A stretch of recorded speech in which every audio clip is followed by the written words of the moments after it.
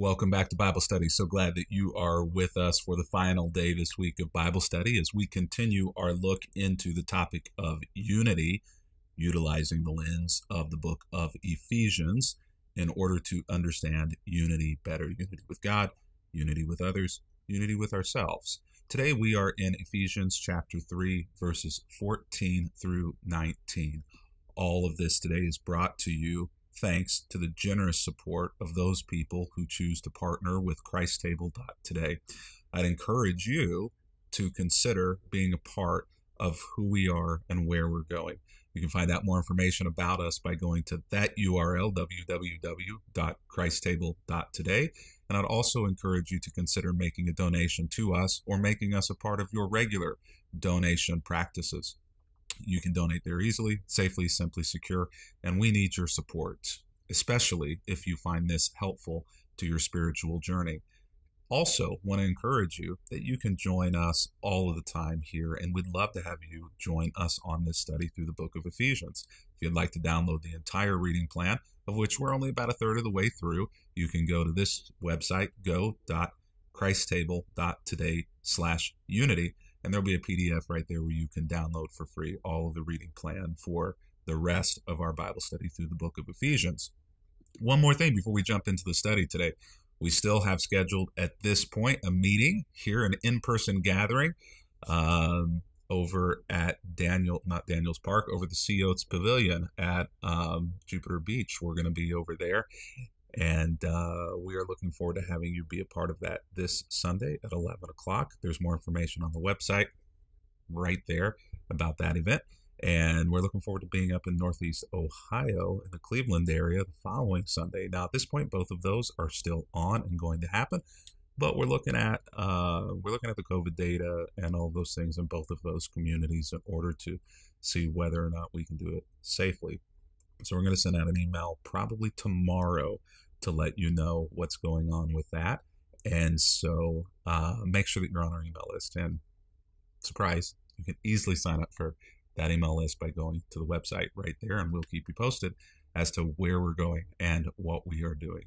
But without any further delay, why don't we dig in today? One of the things that I have noticed over the years is that sometimes my physical presence on the outside does not match what's going on the inside. Occasionally, I'll be perfectly happy and excited and joyful on the inside, but on the outside, my facial expression and my body language is not communicating that. And my kids will say, well, if you're happy, you should tell your face. The opposite of that sometimes is true as well, where on the outside I can be as cool or as calm as a cucumber. I can have a smile on my face, but on the inside I can be extremely frustrated or fuming or angry. And so there is the possibility many times that there can be a disconnect between what's going on the inside of us and what's going on the outside of us. All of that to say is that when we are in tune on the outside with what is going on the inside, we are people who are more authentic. If on the inside you're feeling joyful and happy, and that shows on the outside, that's authenticity. If you're frustrated on the inside, and that's actually showing through on the outside as well, that is authenticity. Now, why do I say all of that? Well, I say all of that because sometimes what happens when we come to prayer, conversation, communication with God, many times we try to divorce our physical body from what's going on in our mind and our hearts in prayer. We will mouth words, but we will try to, as much as is possible, disassociate our body from that. But the truth of the matter is that our posture during prayer, our body language, another word for posture, our body language during prayer actually helps us to pray better. Now, what I want to do is talk through a few postures of prayer. Some of them you may recognize and have prayed in this way, and others may be completely new to you. Now, Ephesians chapter 3, verse 14 talks about this when it says, "When I think of all of this," Paul says, "I fall to my knees and pray to the Father, the creator of everything in heaven and on earth. And so Paul says, when I think about all these glorious things and all of these gifts and transformations that happen as a part of a relationship with Jesus Christ, I fall to my knees. That's a physical act. That's a posture, falling to your knees and praying. Now, like I said, there are many different postures of prayer, and we should not be in the habit of ignoring our bodies when we pray. Sitting is one posture for prayer. The way in which we sit, perhaps with hands open or hands clasped together in prayer, is one posture of prayer. Many of us will pray laying down in bed at night with our hands folded, eyes closed. Some of us will pray laying down on couches or even perhaps on a rug or on the floor. I can remember moments where I have laid down in grass in the middle of an open field to pray. That's a different posture of prayer. Standing is a posture of prayer. Many times in church, we will stand, and that is our posture during prayer. Prostrate. Now, this is one that perhaps some of us have prayed, but prostrate is when you are laying down, but you are also face down on the floor, oftentimes arms outstretched from your body, or even arms up above you on your head. This form of a posture of prayer is one that is completely selfless, many times, distractionsless, and many would say even spiritually intimate. I can remember in the old days seeing my grandfather kneeling down beside his bed to pray with his arms clasped up on the bed, and in that kneeling posture, praying on one's knees is a very traditional and old posture of prayer. In fact, it's the one that Paul refers to in Ephesians chapter 3. Even our eyes can be different in postures of prayer. There are many times, in fact, perhaps most times, where my eyes are closed during prayer. But there have been moments where I have felt closer to God when my eyes were open during prayer. Many times that happens whenever I'm in the beauty of creation, or when I'm so overwhelmed during a worship service with the architecture around me, or what's been happening in the room with the movement of the Spirit, that closing my eyes seems to disconnect me more from prayer than connect me to it. And our hands. I mentioned several times that our hands are a part of other postures of prayer, but even our hands can express many different things in prayer. They can be clasped, they can be open and facing up, they can be open and facing down, they can be behind our heads or simply resting by our sides or in our laps.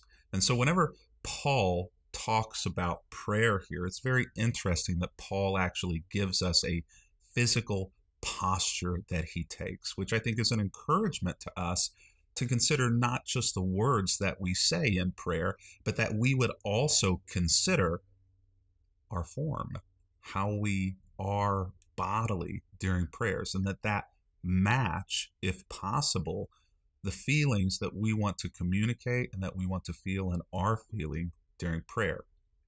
Verse 16, I pray, Paul says during this prayer that he gives on his knees, I pray from his glorious, unlimited resources, he will empower you with inner strength through his Spirit.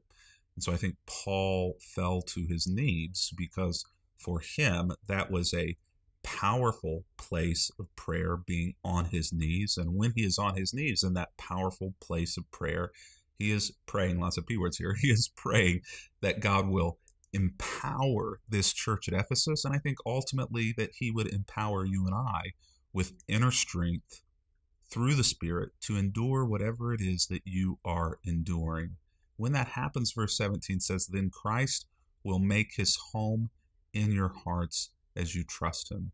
There is something that happens spiritually in our growth and development whenever we begin to trust in Jesus. Whenever we do that, we open the door of our hearts wider, and Christ is able to make his home more completely in us, which conversely means that if we have a lack of trust in Jesus, then Christ is not able to fully make himself at home within us. If we're closing that door, then all of Christ isn't able to get in through it.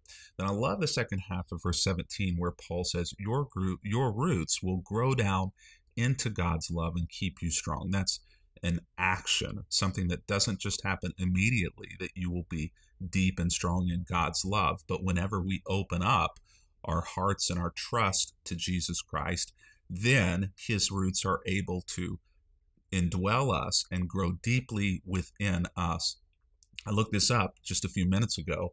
The deepest tree roots that were ever found to date were in Echo Caves in South Africa. It was a wild fig tree, and the roots to this wild fig tree went down somewhere in the neighborhood of 400 feet, which, for comparison's sake, is taller than the Statue of Liberty and longer than a football field. And so imagine the depths of those roots from a single tree going deeper than the Statue of Liberty into the ground. And this is the idea of these deep roots that will take hold within us and continue to deepen as we grow in God's love. And those roots keep that wild fig tree strong, and Christ's roots will keep you strong as well. Verse 18, Paul prays, and may you have the power to understand, as all people should, how wide, how long, and how deep his love is.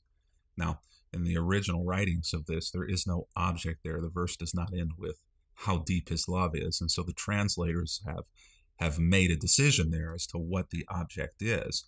But really, Paul leaves this open-ended, which I think allows us to fill in the blank. Whenever Christ's roots go that deep within you, it gives you power to understand, as all people should. It gives you power to understand how wide, how long, how high, and how deep. For many of us, the things that those deep roots will help us to understand are different. And I think Paul intentionally leaves that blank because for many of us, we don't need to know how deep, how long, how high God's love is for us. We need to know how deep, how wide, how long God's protection is of us. For some of us, we need to know how deep, how long, how high God's miraculous healing for us is.